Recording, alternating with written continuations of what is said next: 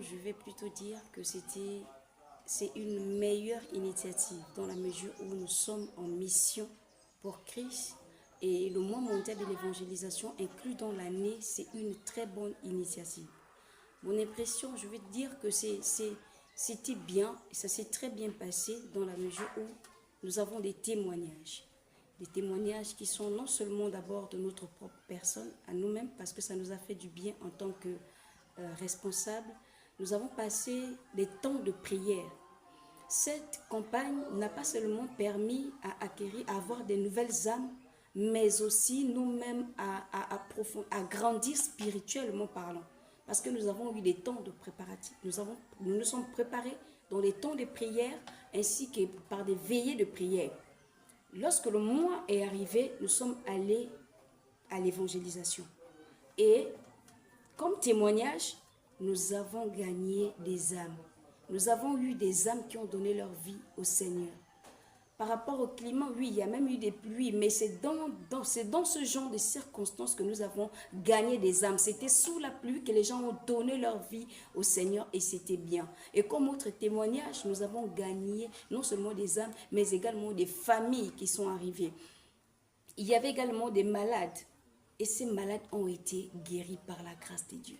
Et ce que je vais dire encore, comme autre témoignage, nous avons des cellules de prière qui sont devenues des annexes. Wow. Dans la mesure où ces personnes qui ont donné leur vie au Seigneur, au lieu de les conduire loin de leur maison, loin de leur domicile, nous les avons envoyés dans des annexes les plus proches de leur domicile afin de les suivre bien. Nous avons des témoignages, des personnes malades qui ont retrouvé la guérison, des personnes qui sont arrivées avec des béquilles, des problèmes de blessures et autres, et Dieu a manifesté sa puissance. Wow. Mais comme en toute chose, il y a toujours des choses dont nous devons améliorer. Expliquez-vous. Et j'aimerais, normalement, comme amélioration, nous avons un problème de transport. Il y a des annexes qui sont très loin de la ville, qui sont dans des endroits reculés. Et pour nous rendre là-bas, c'est compliqué. Il faut des véhicules. Et si l'église était dotée de ces véhicules, franchement, nous n'aurions pas eu des difficultés, nous n'aurions plus de difficultés à nous rendre dans ces endroits-là. Il y a aussi le problème de matériel.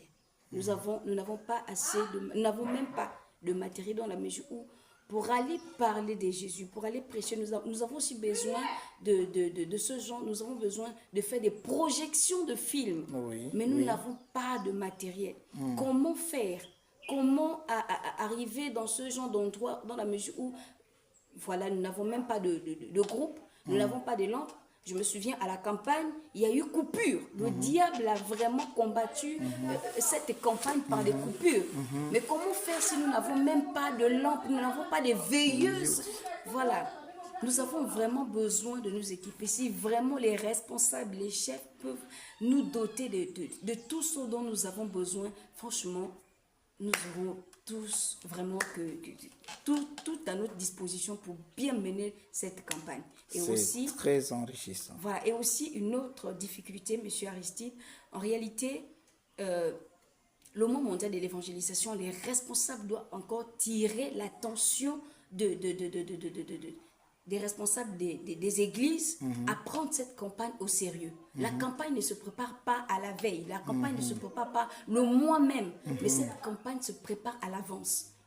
Or, ce que vous avez constaté? Ce que nous avons constaté, c'est qu'il y avait un manque de sérieux ou encore d'organisation, d'implication, voilà. Il y avait des responsables qui ne connaissaient pas qu'ils étaient désignés à tel endroit, qui étaient désignés, et ça fait que c'est à la veille qu'ils se disent, bon, on m'a envoyé où? Donc, tout est une question d'organisation. Si les choses peuvent être bien préparées à l'avance, nous aurons une plus meilleure encore campagne. Si nous sommes dotés de tout matériel, de toutes les armes possibles dont nous avons besoin pour acquérir les armes de Christ, ça sera vraiment waouh. Et sans oublier qu'il y a des personnes, quand nous allons évangéliser comme ça, nous allons de maison en maison, qui passent des moments difficiles, monsieur Aristide. Il y a des personnes dont nous arrivons dans les maisons. Une réalité n'est pas négligée. Voilà, une réalité n'est pas négligée. Nous arrivons dans les maisons et des familles n'ont rien à manger. Et qu'est-ce qu'on fait? On vient dire, Jésus vous aime. Jésus a donné sa vie pour vous. Mais ils ont fait, et qu'est-ce qu'on fait? Et si nous nous préparons dans cette mesure-là, dans ce domaine, si nous nous préparons dans la mesure où nous organisons un petit comité, voilà, où nous avons un financement qui est là, et nous fassions un marché, monsieur Aristide, ça ferait du bien d'arriver de parler de Jésus à une maman et amener une bouteille d'huile.